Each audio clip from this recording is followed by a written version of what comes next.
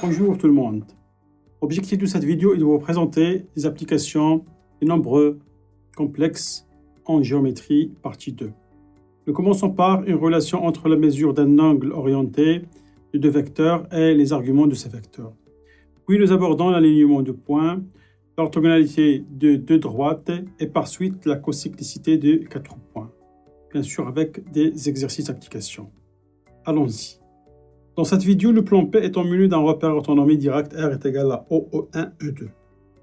Proposition 1. Soit U et V de vecteurs non nuls d'affixes respectivement Z et Z'.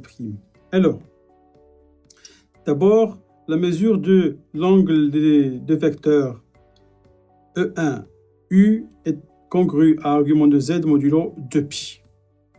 Tout simplement, donc il existe un unique M dans le plan tel que U est égal à OM.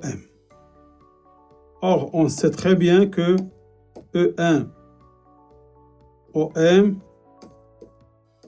donc est congru à l'argument de Z modulo 2π.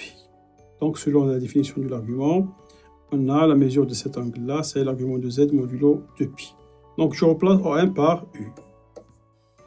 E1, U est congru à argument de Z modulo 2π.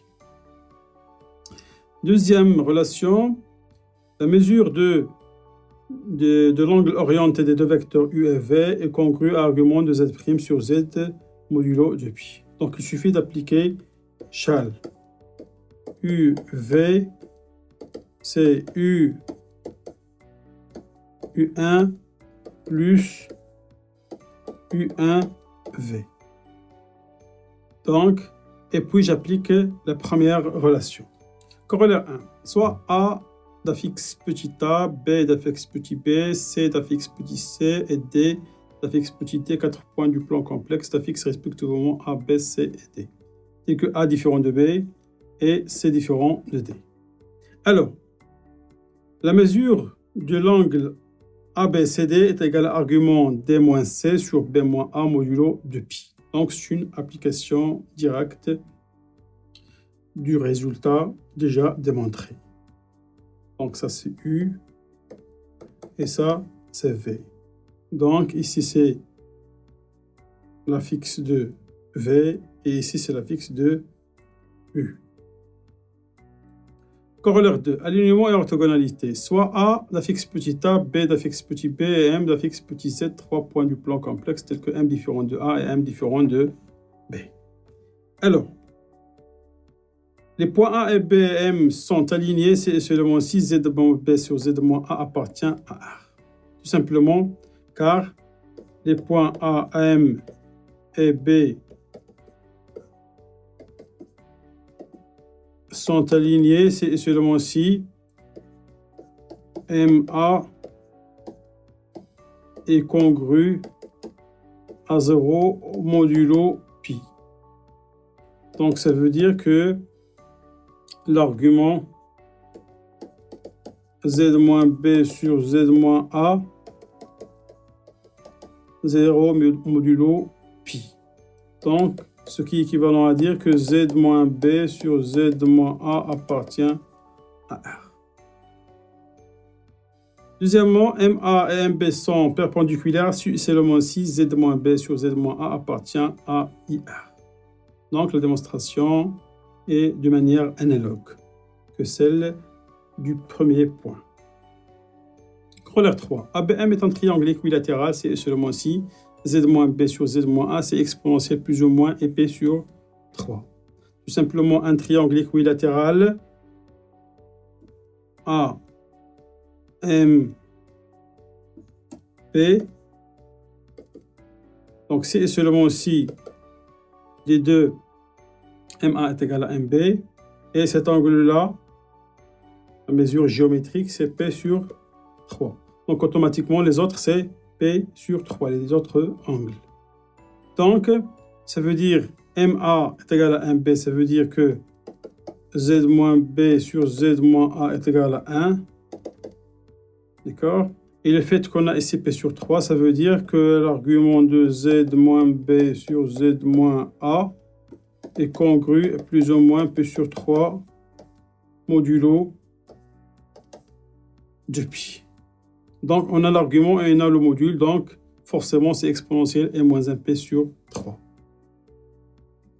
Deuxièmement, ABM est un triangle isocèle et rectangle en M. C'est seulement si Z moins B sur Z moins A est égal plus ou moins I. Donc, la démonstration est analogue. Exemple 1. Soit A d'affixe 1 plus 2i, B d'affixe moins i et C d'affixe 3 moins 2i. Alors, le triangle ABC est-il rectangle en B? Donc, je prends l'affixe de B, moins I, moins l'affixe de A, sur moins I, moins, donc est égal, donc c'est I moins 1,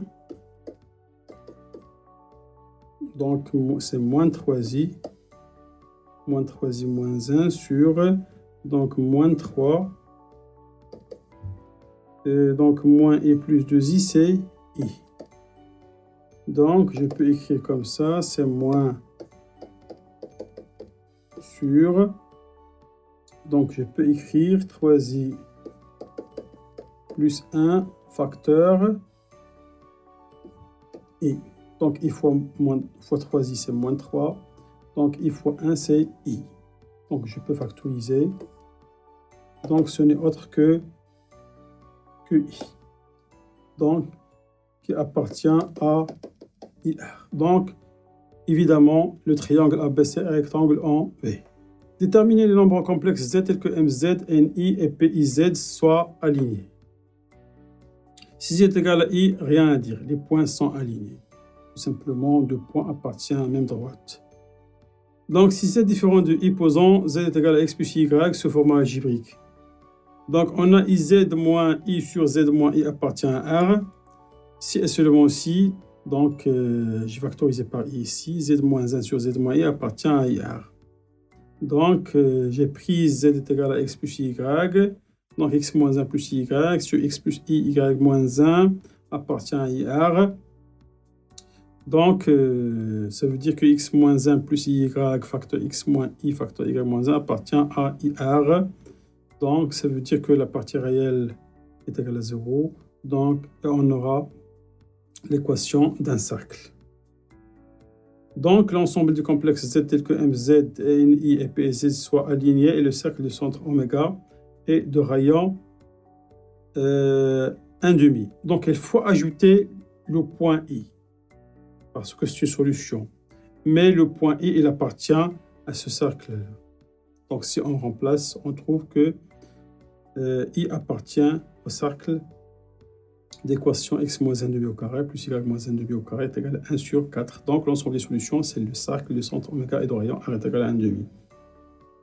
Proposition 2, point cocyclique. Soit A d'affixe petit a, B d'affixe petit b, C d'affixe petit c, D d'affixe petit d, 4 points de Z distincts du plan complexe d'affixe respectivement A, B, C et D. Alors, A, B, C et D sont alignés ou cocycliques si et seulement si C moins A sur C moins B divisé par D moins A sur D moins B appartient à R.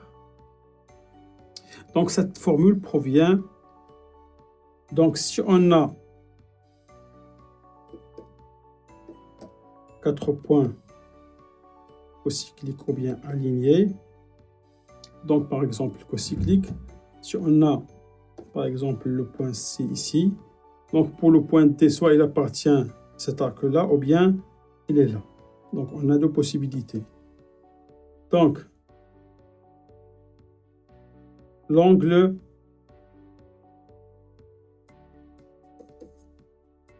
donc c'est ACB et DADB.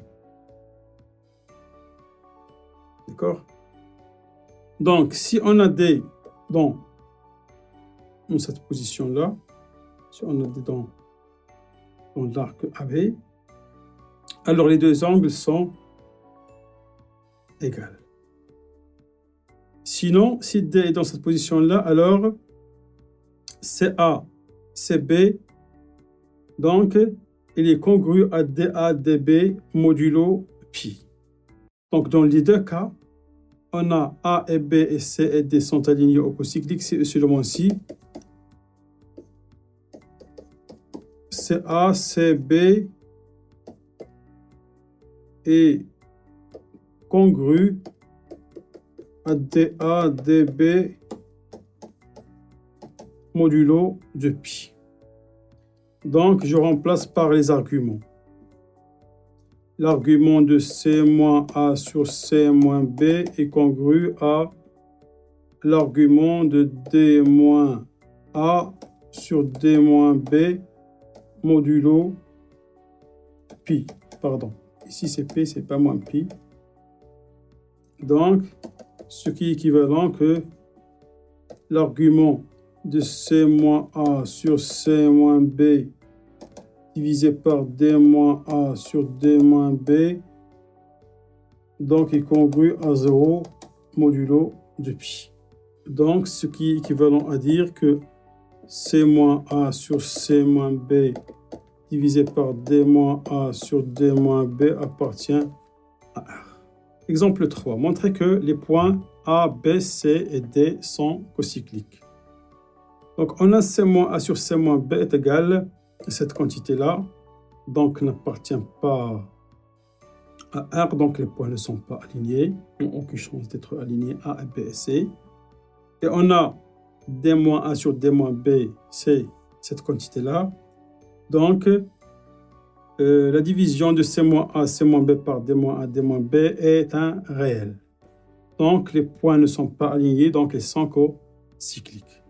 Cette vidéo est terminée. Merci et à la prochaine.